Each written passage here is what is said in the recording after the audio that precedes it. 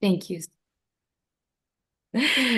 Thank you, Sushi, for that lovely intro. And for everyone that's here, I can't see all the little boxes, but thank you all. Um, I will just confirm you can see my title page still. And Yes. I am on the agenda now. Yes. Yes. Okay, perfect. Okay, awesome. Any pointed glitches, please let me know. Here's a little bit of what we'll cover today. We'll start with what advisory groups are, how we involve them in research. I'll share some examples of the meetings that we've held, reflect on challenges, and also highlight the advisories in action. We'll end with the space, as Sushi said, for reflection and questions. And with that. All right, welcome everyone. Thank you so much for joining today's session. My name is Yeshvi, and Sushi did a lovely job of introducing me. I did graduate from UBC not too long ago in integrated sciences.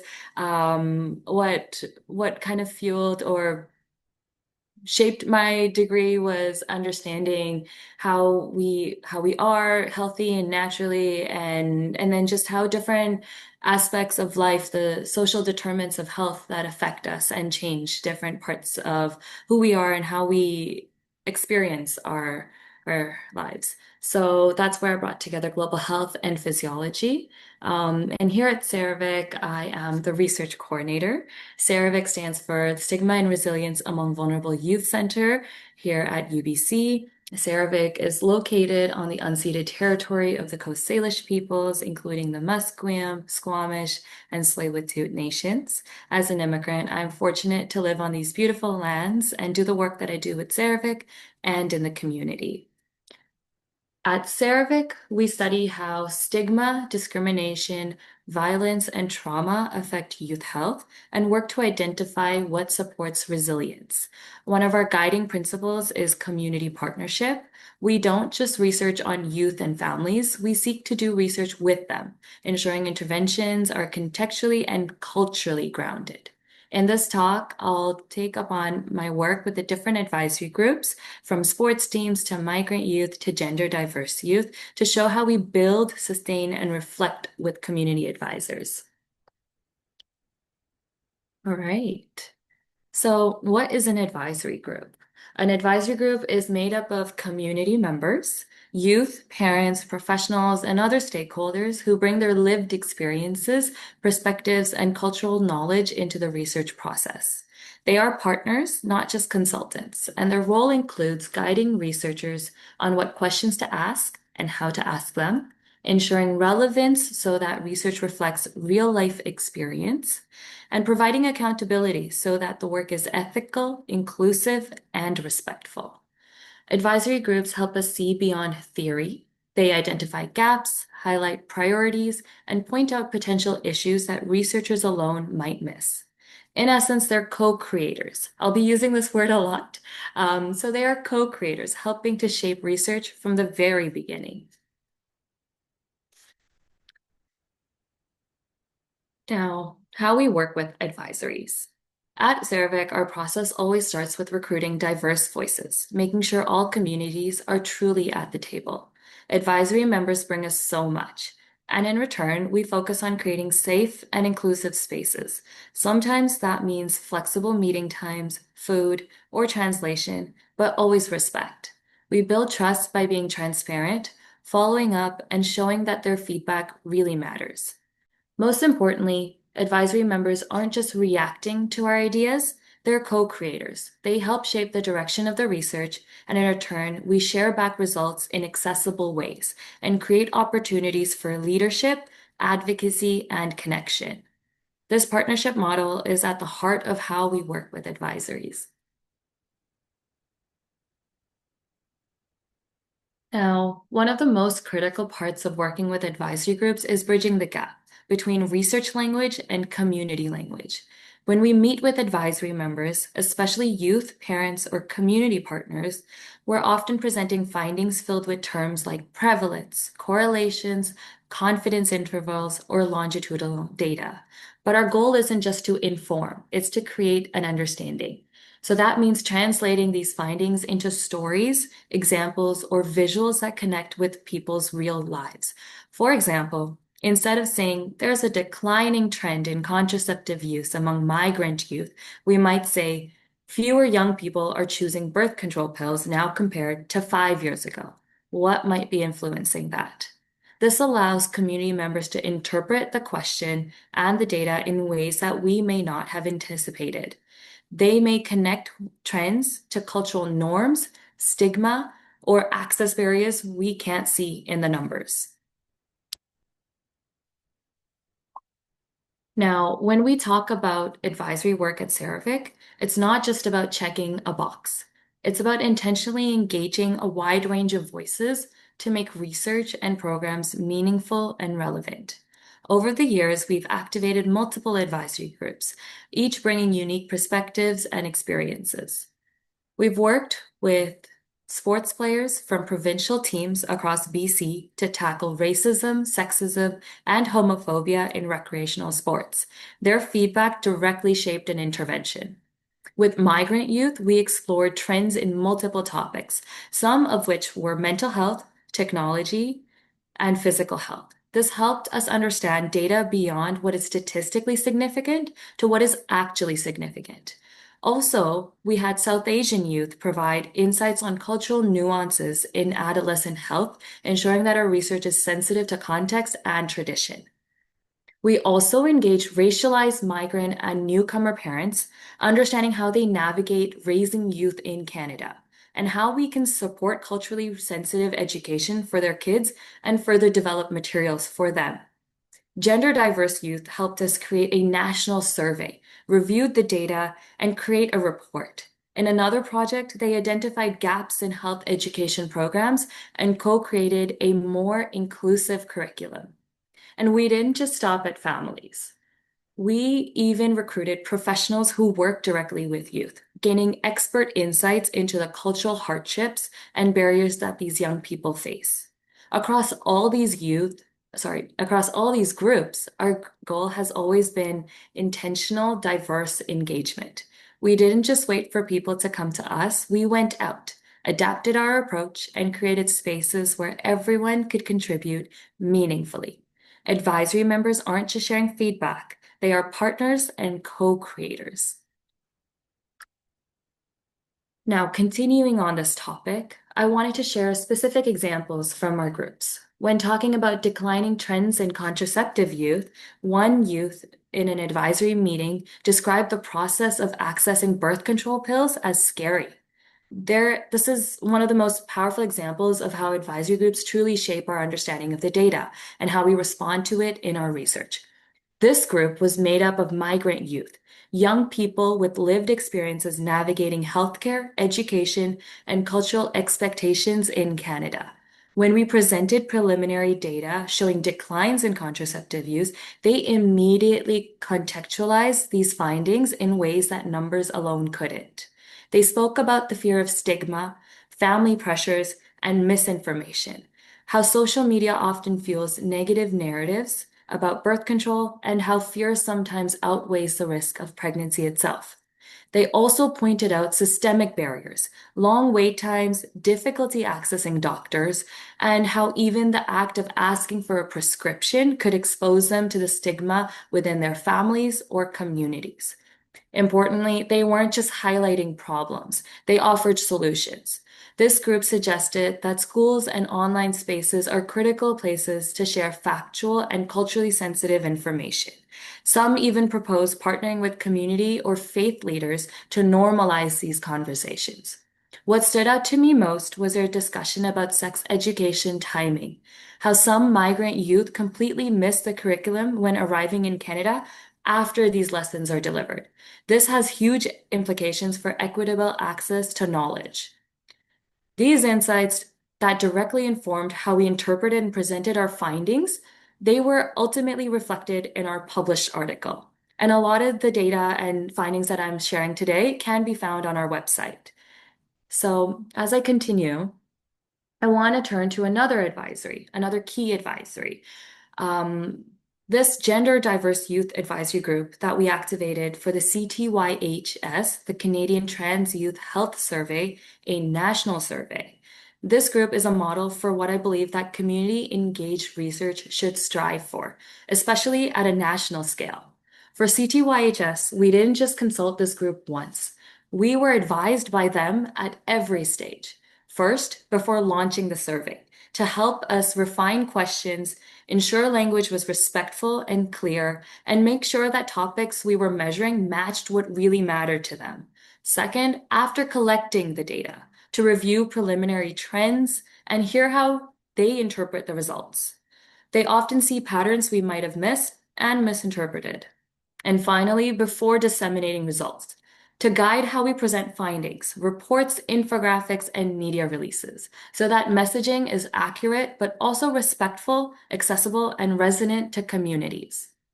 This approach really defines the principles I've emphasized, involving the people whom research impacts at every step and not just at the beginning or end.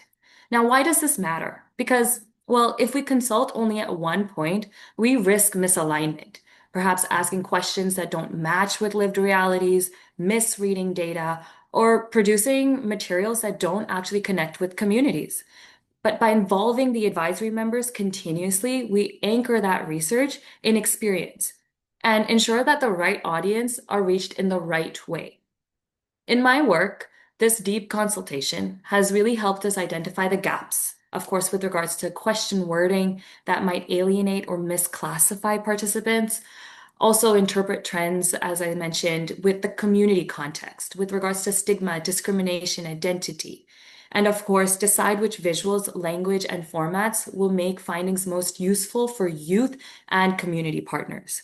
In short, for research about communities, especially marginalized ones, meaningful work means not just getting feedback, but sharing control over how the research is shaped, interpreted, and shared. In another advisory, this one with parents of racialized migrant and newcomer youth, we explored how they feel about sex education and how we can support them to talk to their kids comfortably. When we asked what topics they wanted to learn most about, consent and decision making came up right away. But what really stood out to me was when our facilitator noticed something deeper. These parents weren't talking about consent because they were thought kids these days were too casual about sex. They were actually talking about it because they never learned about it growing up. For many, this was the first time they were learning that their body belongs to them, that they have agency, and that they can say no. They wanted to learn, these parents wanted to learn how they could empower their kids in ways that they hadn't been empowered themselves. And what made this meeting most meaningful was the safety of the space. Parents felt comfortable enough to be honest, to say things in other settings that might have been offensive or even uncomfortable. But here the honesty opened the door to understanding. And when I mentioned the offensive, the one when this conversation did happen, the facilitator gently reframed the moment. And by the end, the same parent actually felt heard and supported. I even received an email from the same parent thanking us for creating such a space.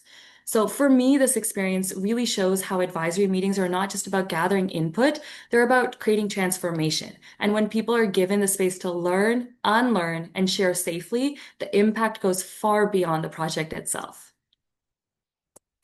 Now, advisory work isn't always smooth. There are some real challenges and limitations that come up in practice. First, recruitment can be tricky. Sometimes outreach methods don't reach the right people. Even when we recruit successfully, participation can be uneven. And some folks can cancel last minute. Of course, in these cases, we want to retain the same group, especially over multiple sessions. Um, and engagement, of course, as challenging as it is, online sessions are more accessible for many, but sometimes participants are muted, have cameras off, or just don't interact, making it hard to tell if they're really fully present. In-person meetings are, of course, much better for connection and community, but they're only accessible for those who can travel and fit it into their schedules. Timing is another barrier. Weekday sessions may conflict with responsibilities, and there's issues of representation. So it's difficult to include every perspective in a community, especially across the different cultural, linguistic, and socioeconomic diversities. And then one of the biggest challenges is communication, bridging the gap between research and community. Sometimes the way researchers talk about data, the jargon, the theories, and statistics can unintentionally create barriers. Community members might feel intimidated or unsure if they can actually contribute meaningfully, even though their insights are actually exactly what we need. To address these challenges, we implemented a number of strategies that focus on accessibility, safety, and meaningful engagement. We start right from the recruitment stage because we often work with marginalized or underrepresented communities. An approach we employ is called closed recruitment.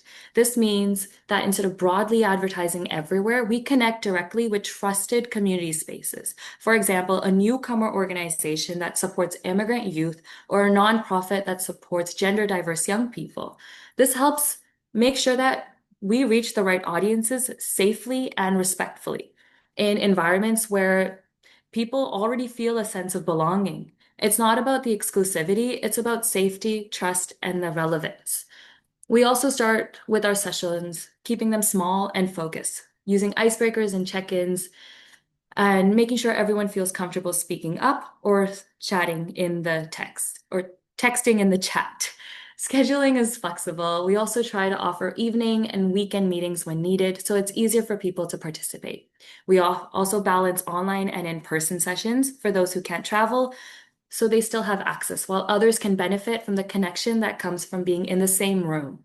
To support engagement, we follow up and employ different tactics like chatting in the chat, answering polls, or sharing written feedback afterward. We really make sure to make our spaces safe, inclusive, and respectful, providing translation, food, or other supports as needed. And transparency is always key to building the trust. So we always follow up and show that the feedback has been heard and used. Another important part is bridging the gap, making the research more approachable. Researchers have a responsibility to make academic or technical language more community friendly. And when we do that, we create truly inclusive spaces where every voice can be heard and where community members aren't just participants, but co-interpreters of the work. These are some of the ongoing challenges that we've faced, but the conversations like today help us reflect and move closer to genuine collaboration. Even with these steps, we know that work is never done. Each session teaches us something new and reminds us that there's always room to grow. Now, before we wrap up, I want a moment to thank you all for being here and engaging with this work. What you've learned today is not just research, it's the voices, perspectives, and lived realities of youth, community members, and professionals who gave their time and energy to guide us. These advisory groups remind us that when research is done with people rather than on people, it becomes more relevant, ethical, and impactful. We've gone to great lengths to make sure our process has been inclusive and culturally grounded and rooted in real life. And I hope you've seen the value of what I've shared here today. With that, I'd love to turn it over to you. Whether it's a question, reflection, or even a challenge, this is the space to open up that conversation together. Thank you. Thank you, Yashvi. This was wonderful. I know it's hard to pack so much information in 25 minutes, but I feel like I learned a lot. Um, does anyone have a question they want to answer or any comments, anything they'd like to say? Please feel free to unmute yourselves or drop text in the chat, as Yashvi said.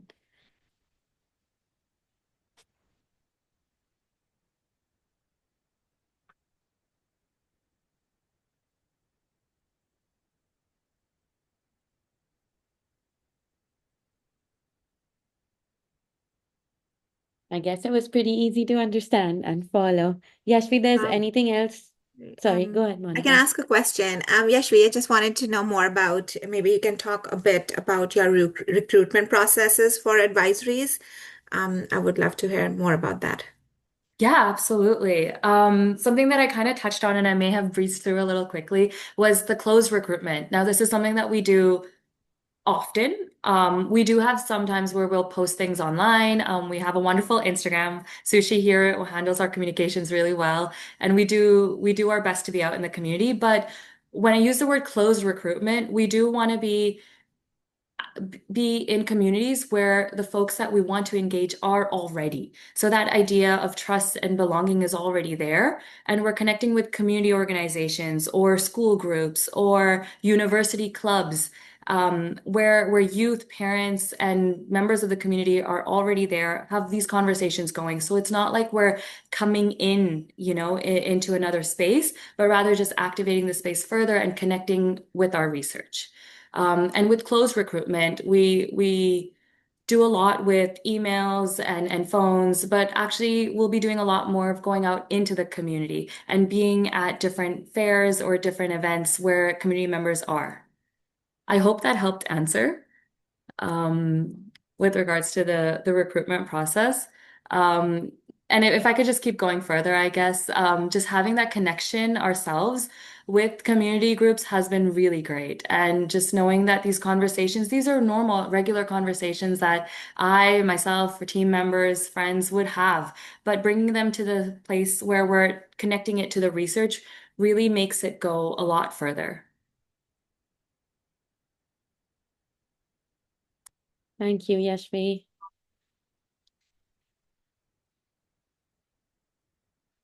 If there are no other questions, we can wrap up early today, unless Yashvi, you have anything else to add. Ooh. Um, I I guess staying in touch with SARAVYC, with regards to community engagement, community involvement, I feel like there's a lot more conversations to be had, and just taking the initiative as a community member. If there's something that you see that we're doing, that you're interested in, as an advisor, you have the responsibility and the role to take the initiative. So if anytime it's of interest to you and the work that we're doing here at SARAVYC, at UBC, we'd love to continue the engagement and keep CERAVIC and keep the research with the community. Thank you, Yashvi. I've also dropped the link to our newsletter sign up form if anybody would like to sign up or share the link with your friends, your family, or whoever you think is interested in this work. Thank you, everyone, again, and I hope to see you next month soon. Thank you.